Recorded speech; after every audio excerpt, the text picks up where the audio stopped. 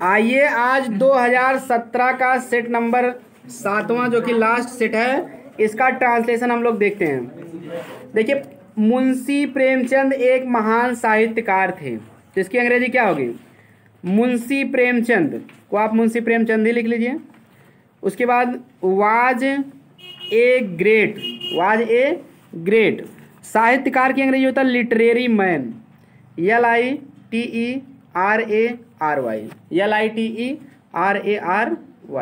Literary man माने होता है साहित्यिक आदमी, यानी कि साहित्यकार। Clear? Munshi Premchand was a literary man, LITERARY man. Literary बोल रहे हैं, RARY, LITERARY। उनका जन्म लमही नामक ग्राम में हुआ था। लिखो, he was born in a village named Lamhi. He was born in a village named Lamhi.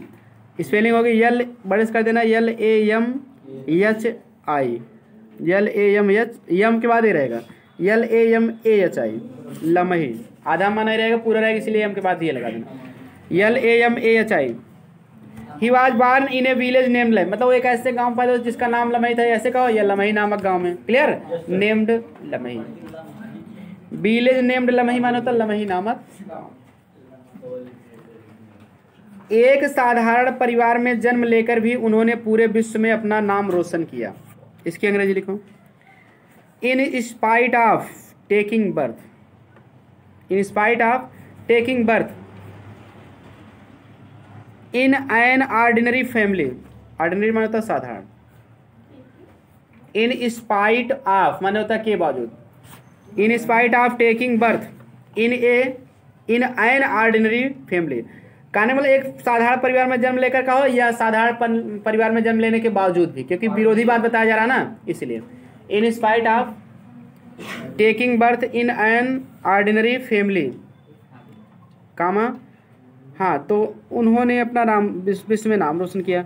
He made his name famous, नाम रोशन करना मतलब प्रसिद्ध करना। He made his name famous all over the world, पूरे विश्व में करेंगे, ऑल ओवर माने पूरा। He made his name famous all over the world, संसार वाला, WORLD। Clear? All over the world. Clear? तो यहाँ करेंगे, एक साधारण परिवार में जन्म लेकर भी उन्होंने पूरे विश्व में अपना नाम, मतलब एक हिसाब से साधारण परिवार में जन्म लेने वाला उतना नहीं कर पाता, लेकिन ये किए तो थोड़ा सा विरोधी के हिसाब से बनाओगे। इसको ऐसे भी कह सकते हैं कि साधारण परिवार में जन्म लेने के बावजूद भी उन्होंने अपना नाम जो है विश्व में रोशन किया। नहीं तो सिंपली आप कह सकते taking birth in an ordinary family, ये भी चल जाएगा कि साधारण परिवार में जन्म लेकर। क्लियर? लेकिन थोड़ा विरोधी बात है, इसलिए इन स्पाइट ऑफ लगा दिया गया, इन spite of taking birth. Clear? तो बेटर हो गया वो। चलिए आगे, हिंदी तथा उर्दू दोनों भाषाओं पर उनका समान अधिकार था। ठीक है, तो चलिए, उनका समान अधिकार था, पहले इसको लिखूंगा। ही हैड इक्वल कमांड, समान अधिकार मतलब कमांड था, उन्होंने अपने ऊपर पूरे भाषा पे कमांड कर लिए थे, अधिकार कर लिए। He had equal, EQUAL command, equal command में समान अधिकार वो रखते थे। Command on both the languages, दोनों भाषाओं पर, ऑन बोथ द लैंग्वेजेस की अंग्रेजी, both the languages, spelling LANGUAGES, on both the languages. Clear? अगला होगा, हाँ, लैंग्वेजेज। अब लैंग्वेज का नाम लिख लो, Hindi and English, on both the languages, Hindi and English. हाँ सॉरी, उर्दू, इंग्लिश ही पढ़ाते हैं तो इंग्लिश ही ज़्यादा आता है दिमाग की, हिंदी एंड उर्दू। ठीक है, सॉरी फॉर दैट। तो फिलहाल उर्दू इसमें है, तो उर्दू ही आप लिखिए। चलिए आगे, हिंदी एंड उर्दू। आगे है, अगला लिखिए, उन उपन्यास तथा कहानियां लिखने में वे माहिर थे। तो लिखा, ही वाज एक्सपर्ट, माहिर मतलब विशेषज्ञ थे,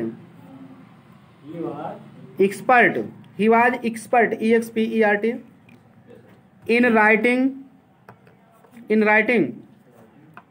अब क्या क्या राइटिंग करने में, हाँ, नॉवेल्स, ठीक है, in writing novels and stories, novels and stories. उनके उपन्यासों में भारतीय समाज का अनोखा मिश्रण मिलता है, अनोखा वर्णन मिलता है, सॉरी।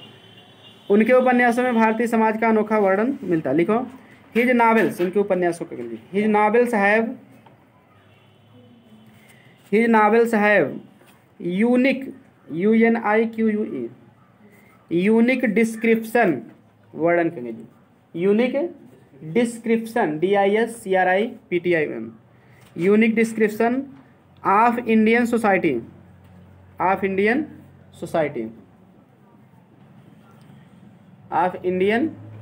सोसाइटी। उनकी किताबों का दुनिया में कई भाषाओं में अनुवाद हुआ है। लिखो, हिज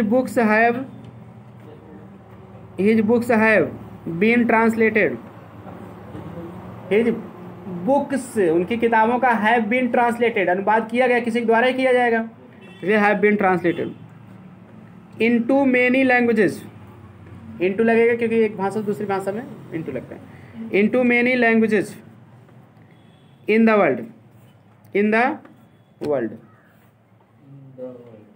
क्लियर। आगे, हाँ, यही कारण है, इसकी अंग्रेजी लिखो, दिस इज वाई मतलब दिस इज द रीजन होता है, तो दिस इज वाई कहो या दिस इज द रीजन, एक ही चीज़ है। दिस इज वाई माने यही कारण है कि, ये फ्रेज है, यही कारण है कि उन्हें उपन्यास सम्राट कहा जाता है। लिखो, ही इज कार्ड,